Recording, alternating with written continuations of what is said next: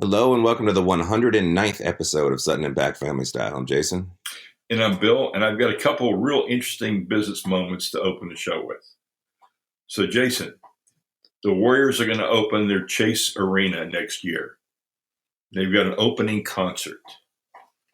Who do you think is going to be the first band to play in that arena? Now when you said band, is that a hint for me? No. Or was it just a musical artist? Yes.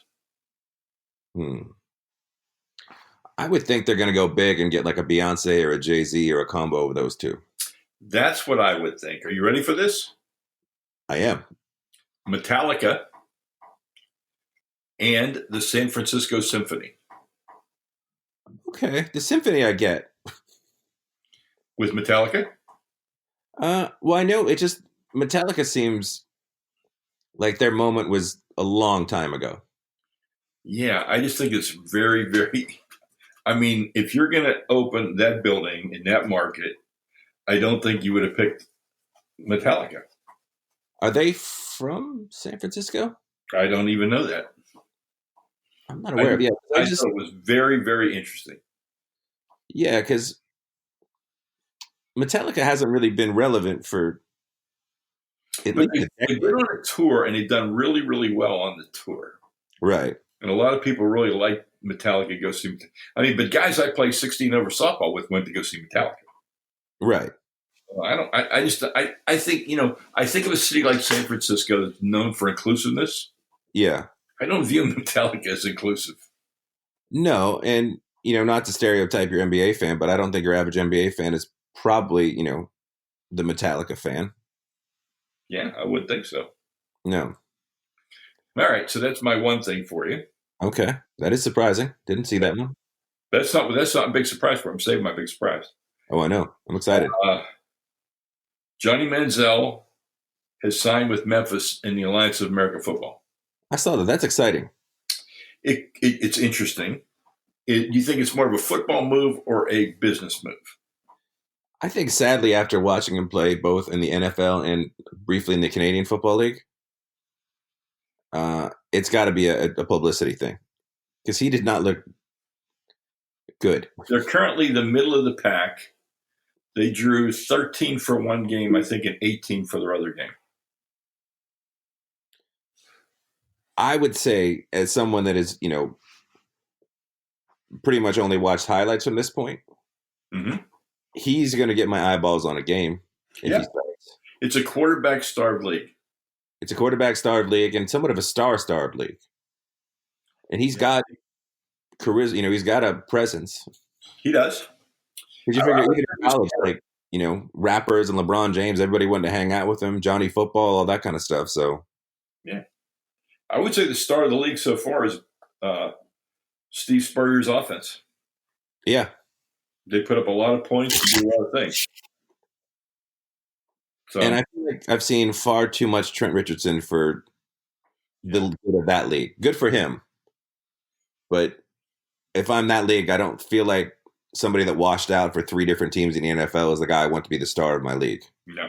From a credibility standpoint. Now, granted, he could have been, lost weight, got a new diet, been on sorts of training, and maybe he is ready to make a comeback in the NFL, and who knows?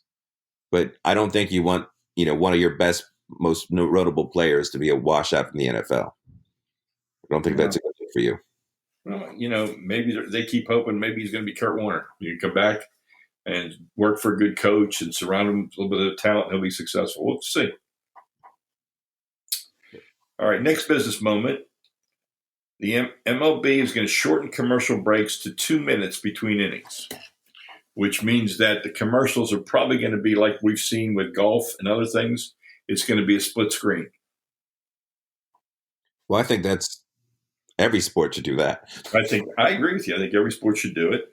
I think that, it prevents the commercial from being omitted because you're still showing action on the other side, right? Right. Or something. I don't know what they're going to be showing here. I don't know. Maybe they'll show the fans in the stands or something. I don't know.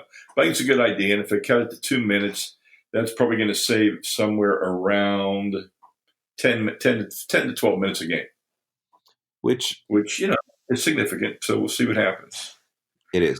Russell Westbrook and Utah Jazz fans. Yeah.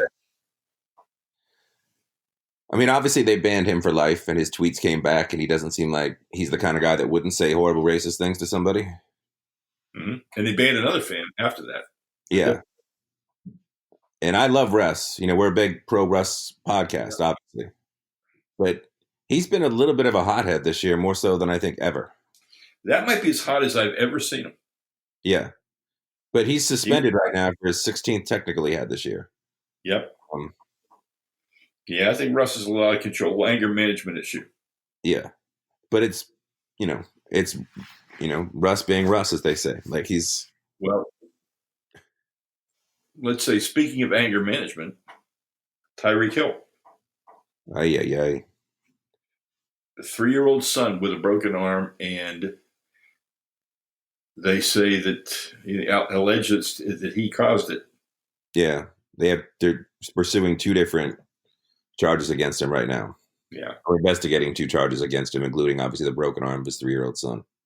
And this is the same guy that's pushed his pregnant girlfriend down a flight of stairs when he was a student at Oklahoma State and got thrown out of Oklahoma State and ended up in a D3 school or D2 school in Alabama. Mm-hmm. He's also one of the most dynamic playmakers in the NFL. And he was on the verge. Did he sign the big contract or not yet? I don't think so. Not yet. Because he was on the, he might be the highest paid receiver in football in the next 2 months path. And he did. I mean, I know there wasn't a video of what he did. As horrible as what he did is. No. He kind of skated by. Like, he probably would have been a first-round pick, but he slipped to, I think, the 3rd round.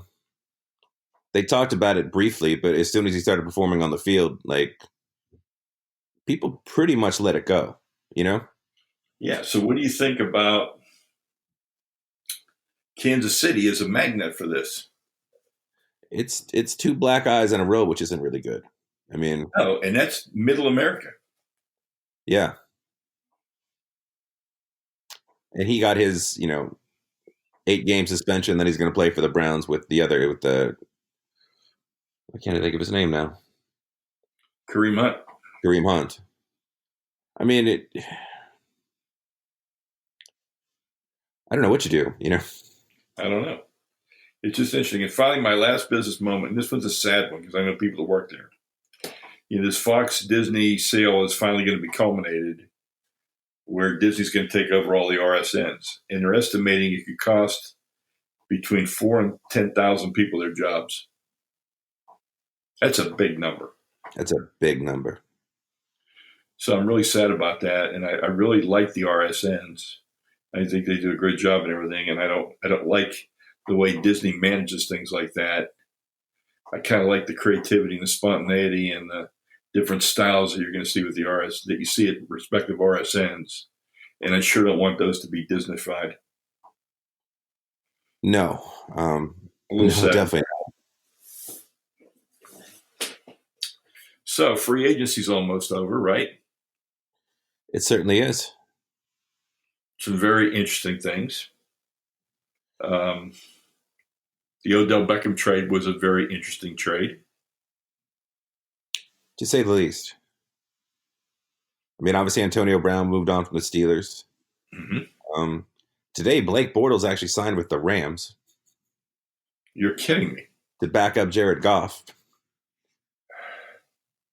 Well, that's a quarterback whisperer as a coach. Right. And I think we saw in the Super Bowl, like, the knock on Jared Goff his entire career has been that he's got the physical tools to play the game, mm-hmm. but that mentally he's a step slow. Yep. And you saw that on, 3 potential touchdown throws in the Super Bowl, where he threw the ball late on every single one of them. And, you would have liked to have seen his receiver make a play on any of those particular ones. I mean, that probably Patriots still win that game, and I'm not that Patriot fan right now. I'm just saying, I'm sure if you're him, you're like, all right, Bortles was a former 1st-round pick, a lot of physical talent. Maybe I can get him, and, because Bortles has as much physical talent as probably anybody. Oh, absolutely. Absolutely, he does. And maybe, if I'm sure he's not getting paid Blake Bortles Jacksonville Jaguars money right now. No, they signed him to be the backup, is what he was told, Yep. Not competing with Goff. They made it clear Goff is our starter. Blake Bortles is going to come in and compete to be the backup quarterback. Actually, I like it. I like it because of the coach. Yes. And maybe he gets a great bargain here. Who knows? Who knows? What do you think about quarterbacks? I thought another interesting sign was that Teddy Bridgewater, despite having some openings at starters in the NFL, re-signed to be the Saints' backup. He did resign because I know he was talking to the Dolphins. No, he re-signed with the Saints. He decided Fitzpatrick, I think, went with the Dolphins now. Yeah, I saw that. So the Dolphins will have 3 outstanding games this season where Fitzpatrick throws for 400 yards and 5 touchdowns, and then. So, are you thinking now that because they signed Fitzpatrick, that the Dolphins are definitely going to take a quarterback in the draft and develop the quarterback? I think the Dolphins are, and this is something I read. Who knows what you could read online. It was from a respected athletic guy, The Athletic. But he said that the Dolphins are sort of looking at this year and next year almost like Philadelphia 76ers. They're bringing some of the tanking to football. Ooh. And they're going, in the next 2 seasons, we've got Tua next year, Trevor Lawrence the year after that. Interesting. And maybe what I do, I'm not going to beat the Patriots this year. The Colts look good. The Browns look like, you have all these teams that are kind of juggernauts. And you're like, am I going to trade 2 picks to go get Dwayne Haskins, who nobody seems to be sold on? Or do I try to build the rest of my team up, my offensive line, my D-backs, get skill positions in place, and then go all in for a quarterback like, whether it's Tua, Jacob Fromm, or Lawrence, these really, guys that look like they're highly rated compared to every other quarterback we've seen in the last 4 or 5 years, Interesting take. I like the way you're thinking on this. That makes sense to me. I wonder if we'll see it in the NFL.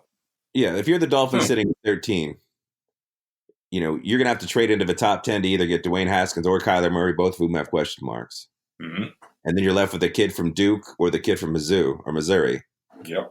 And again, do you want to just roll with another rookie and have another Tannehill situation? Or do you want to go and you're like, projections obviously are projections, but you have 3 or 4 guys coming out in the next 2 years that are, going to be, rated higher than any of the quarterbacks that have probably come out in the last 2 years, 3 years.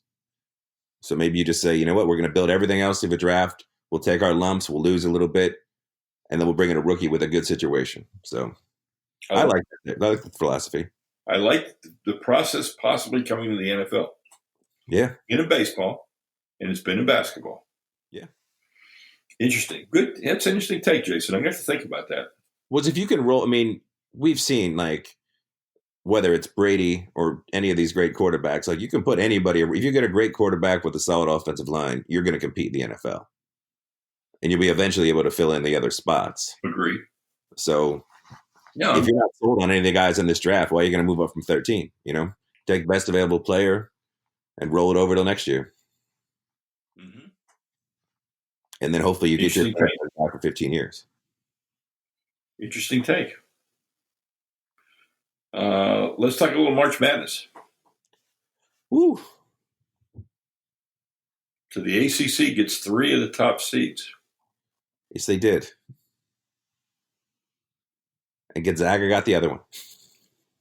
And yeah, interesting to me. I didn't think Virginia was going to get one. No, but part of that 2 games have been really, really good this year. Those have been the best basketball I've seen all year. They have been. And I'm excited. I'm going to Columbia, South Carolina, and I will get to see Duke and Virginia. Well, you'd see Zion in person, which... I'll see Zion in person, and I'll see Virginia. I'll see the 7'6" guy from UCF in person. Yes, people want to see him get dunked on by Zion Williamson. He might get broken in half by Zion Williamson. But so we'll see what happens. It's going to be. I'm excited to go. It's a really good matchup that I get to see, and I've got good seats, so I'm excited about that. Because the 7'6" guy he's a great story. He is a great story, but he can't score more than a 1.5 from the rim. No, he can't even bank it in. He's got to catch the ball and drop it in. Is the only way he scores. That's why he set the NCAA record for field goal percentage. Yeah, because And I've never seen anybody shoot a free throw that sometimes only makes it halfway to the hoop. He Yeah. might be the worst free throw shooter I have ever seen.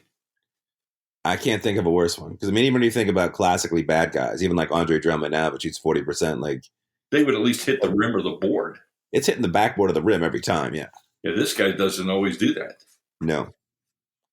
But if you go get to read about the 7'6" kid from UCF, he is a really good story, and he seems like a really good young man and well liked and all that sort of stuff. So I'm wondering, you got any upset specials you're thinking about? I don't think so. I think this might be pretty chalk. I mean, I think you got like, is it the Murray State kid that The Murray Javante State Murray? kid. New Mexico State is one everybody's talking about. Yeah. Um, Well, I think Murray, the kid from Murray State, like I think he could turn it. He could on his own. He's such a dynamic scorer and playmaker. yeah. He could lead it. I mean, I don't think they could go far, but he could definitely beat anybody. I think in one given game, outside of obviously your big teams. No, I'm excited to see him play. I think it'd be a lot of fun. And I think this is going to be. I mean, obviously, all eyes are going to be on Duke and Zion Williamson, but I think Reddish and R.J. Barrett, this is their chance. I think Barrett's done a pretty good job of sort of redeeming himself all year. Mm-hmm. But Cam Reddish went from being, they're like, maybe he's the best shooter. Maybe he's going to be the guy that emerges as the best player from Duke, and he's sort of fallen pretty far. But if he can have an outstanding tournament, he can push himself right back into that, Yeah. top 3, top 4 consideration, which I don't think he's in anymore. No, it's gonna be a fun. It's as wide open as I've seen. And as LSU coach, is he going to get back before the tournament? I don't think so. No. Okay. I don't think so. But he gets an injunction. You never know. Yeah. I mean, right now, as I look at a bracket, I tend to think chalk. Pretty much. With the exception of Gonzaga, who always disappoints. If those 4 teams made the Final Four, that'd be fun. That'd be interesting. Yeah. I know I want to watch, and this, is somewhat painful to say. It's almost like saying I can't wait for New England Patriots to get back to the Super Bowl. But this is the first time I want Duke in the Final Four, for sure. To me, Zion Williams looks like what I would have imagined LeBron to be if he would have went to college for a year. Yeah. He's something else. And this is definitely the first time. There's no Grayson Allen. There's no Redick. There's no Bobby Hurley. Like Duke doesn't have. There's no player. Yeah. Yeah. I mean, people still dislike Coach K, but there's not like that guy on Duke where you're just like, oh, Christian Laettner, oh, Grayson Allen. Like these, they don't have that guy this year. Well, I would welcome another North Carolina Duke game. I really would. Oh yeah. I would really, really enjoy that. And like I said, my blind spot is probably Gonzaga because I haven't watched them play all year, but I watched them play a number of times, but that last game they played against St. Mary's, yeah, really got dominated. And they really got dominated in that game. They were never in that game. They couldn't do their thing. And their point guard was horrible that game. So it's going to be interesting to see what happens. I mean, I always look forward to this first week. This first weekend is always a lot of fun. Well, that's when you get your best shot at an upset. I mean, occasionally you get those runs by some, Cinderella into the final, or even when Butler made it to the final 2 and lost on that last second shot to Duke. Yeah. But it's going to be fun. Yeah. So I get to do that this weekend. On Wednesday, I'm going to go to the Miami Open for a day. And I've said before, I'm not a tennis fan, but I'm interested to go see how the event is. So I think it's going to be a really, really good event. It's fun. I'm looking forward to doing that for a day before I head off to Columbia. And Maurice's Piggy Park, live and in person for a buffet on Thursday. Ooh, buffet. Yes. Now with tennis, I mean, golf obviously had Tiger that took them from, obviously golf, I mean, it was on NBC and CBS. It was never like golf was struggling. But Tiger Woods took them to that next stratosphere, right? Right. The Williams is just, I mean, is tennis not had a Tiger? Tennis had John McEnroe and Jimmy Connors. back in the 70s. Right. And they had a good rivalry, and they had rivalry with Bjorn Borg. It was in its heyday. We've not had a great dominant American player since. Yeah, because I was And like, that affects how Americans view tennis. because I guess, I mean, but outside, the Williams sisters have been that, though. They have, but that's the women's side. It's not the men's side. But we haven't had we've dominated the women's side, but we haven't played at all. We haven't been representative on the men's side. Right, because we had Nadal and Federer. Because tennis never had, I mean, because tennis is easier to get into than golf. I think I mean, it's not from a watching standpoint. I'm saying from like, if you were just the average person, you got inspired, you wanted to go play. Yeah. Like, but you know what, Jason? Even a lot of the college teams in the U.S. are dominated by foreign players. oh, okay. There's not a lot of American talent. I mean, it's not a sport people, invest in as far as spectatorship and everything else. But it was magic when those two played, and Chris Evert was on the women's side then, and Martina Navratilova, and people was just like Tiger. People picked up tennis rackets and went to go play tennis, like Yeah. Tiger people picked up golf clubs. So we'll see. It's also the Valspar tournament coming here to Tampa this week. No Tiger. No Tiger. No Tiger. But a Brad Paisley concert on Saturday night. Well, there you go. So are you ready for your surprise? Oh, of course. All right, Jason, here's the surprise. DNA testing has given us the name of Jack the Ripper. Oh, I read this today. Yeah. What did you think? I mean, He was a suspect. he was a suspect. And we're talking about Aaron Kosminski, who was a 23-year-old Polish barber. Yeah. And he was a suspect. They didn't have enough evidence to convict him. An eyewitness pointed him out, but there wasn't enough evidence to convict him. So he's always in the mix. He's always one of the suspects being considered. But today they pulled DNA off, or the last couple of months, they pulled DNA off the fourth murder victim that points to Kosminski as the Ripper. It is exciting. I mean, I guess you get your conclusion. And obviously in the macabre, terrible way, everything that happened is awful, but you do sort of miss the speculation of, like, was it one of the royal family and all that kind of, We'll have to see. I mean, this paper is coming out this fall that says that this is going to be it. Is find DNA testing from the murder scene.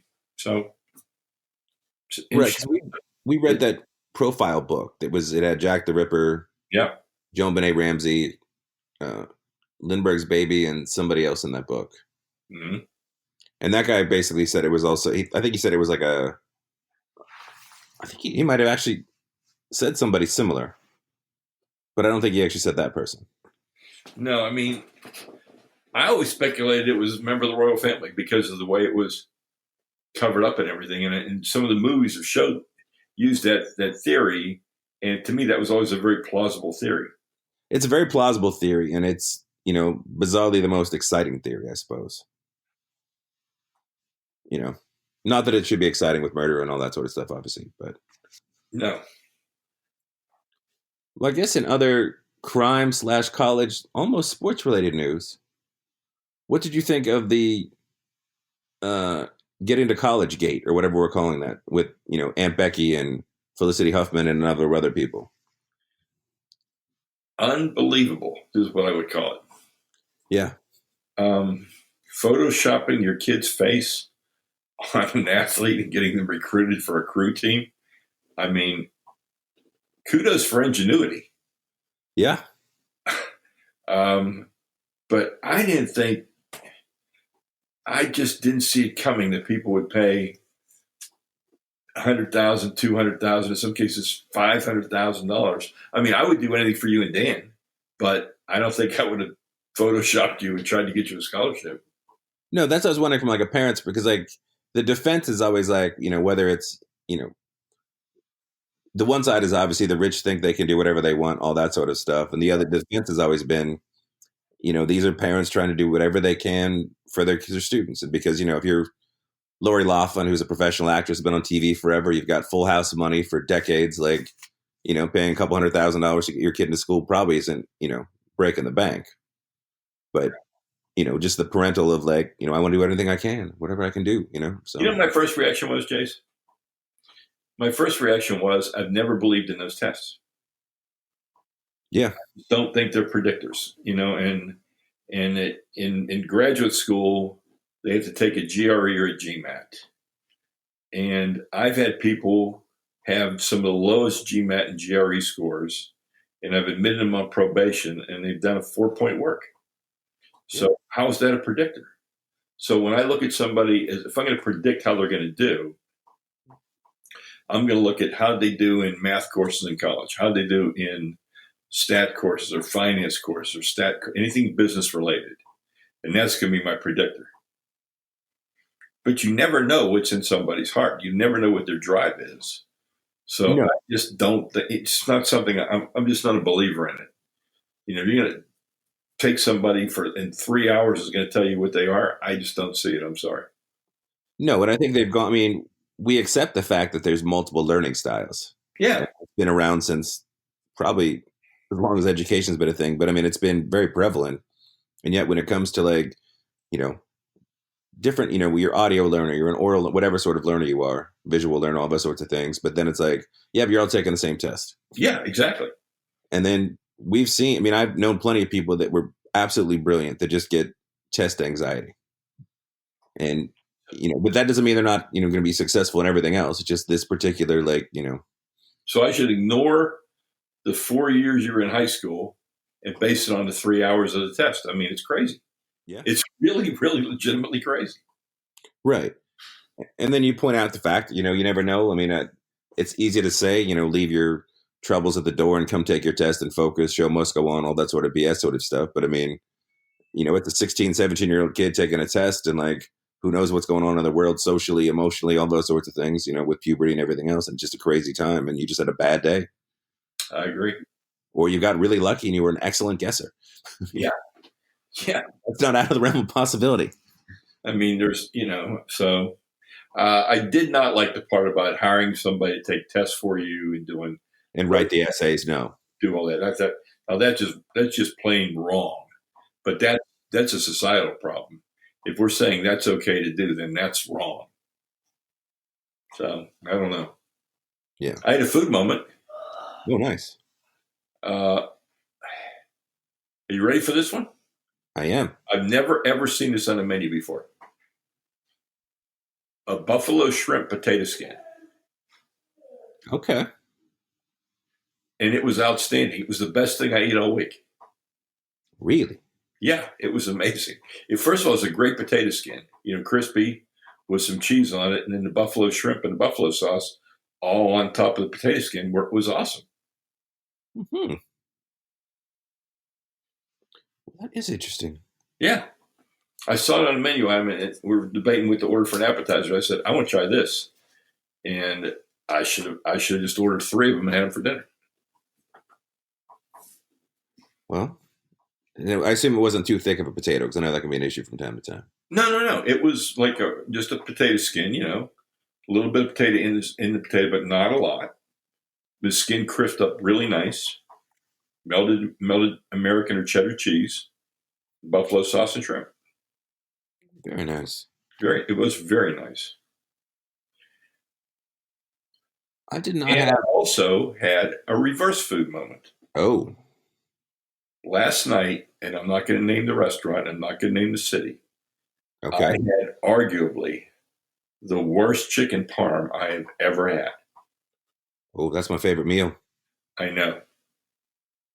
First of all, the chicken parm was marinated and grilled, not breaded and fried, which is like what chicken parm is. That's exactly what chicken parm is, yes. Disappointing.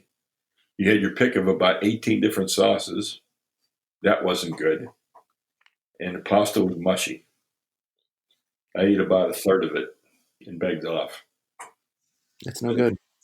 I know, but in the way my world works, now, sometime this week, I have to go have chicken parm to get the bad memory of the bad chicken parm out of my head. Well, if you're in Tampa, we know there's an excellent place for you to go. That's true. And I will probably try and do that. Or at least multiple places, but certainly a couple for sure. Yeah. Any food moments for you? Sadly, I had a bizarre food moment. We get, I work on a TV show, so we have craft services every day. Mm-hmm. And I tried some very bizarre chips. I tried a fried egg chip that tasted like a fried egg. I don't know how they do it, but you get it tastes like it tastes like basically like you had a fried egg. The Yeah. first bite is potato, like a regular potato chip, Okay.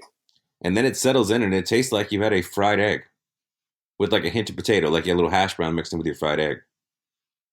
Interesting. And then I tried a Spanish ham, a jamon or a jamon. I'm not sure how you pronounce it. Yeah, Spanish ham's good. Spanish ham chip. And Same phenomenon. It's they get it. We have the place called the World Market where they have all you can buy crickets, you can buy all sorts of weird stuff to eat. mm-hmm. And the craft service guy always comes back with the weird chips. But again, first bite, potato chip taste, or your initial like in your mouth, the first thing you taste is the potato chip, and then sure enough, it tastes like ham with a little bit of potato in it. Wow. The chip technology in this country is pretty crazy. I guess. I mean, I would have never ever thought there would be a market for a fried egg chip. And outside of the situation that myself and a number of crew members who were all around at the same time when they brought the chips in, no one of us decided we would ever want to eat more than one chip. It was the novelty of, the first person tried it with the like, oh my God, this tastes like a fried egg. And that was pretty much the extent of the chip eating. Nobody was like, oh, you know what? I would love to eat a bag. Like sometimes you eat a chip and you're like, wow, that's an amazing chip. I'd eat, if you left me alone with a bag, I'd eat the whole thing in like an hour. Yeah. More like, okay, I've now tried a fried egg chip. I've never eat that again. I'm done. Not that it was bad. It's just I don't want fried egg in my potato chip. So no, I wouldn't think I'd want it either. No, and I don't think you would. And I watched an interesting show. I watched Shrill, which is it's a 6-episode sitcom starring Aidy Bryant from Saturday Night Live. Okay. And it's very much about, her as a larger woman and her going through her life as a larger woman is essentially what it is. Getting through the 6 episodes is really easy. It's a pretty entertaining show. I think your mileage will vary depending on how you feel about, issues around body image and everything else. But it did seem like it was a nice show that if it's somebody struggling with it, there was some acceptance to it. And, if you have Hulu, I think it might be worth checking out. So I finished Passages last week on Fox. Oh, it's over? Mm-hmm.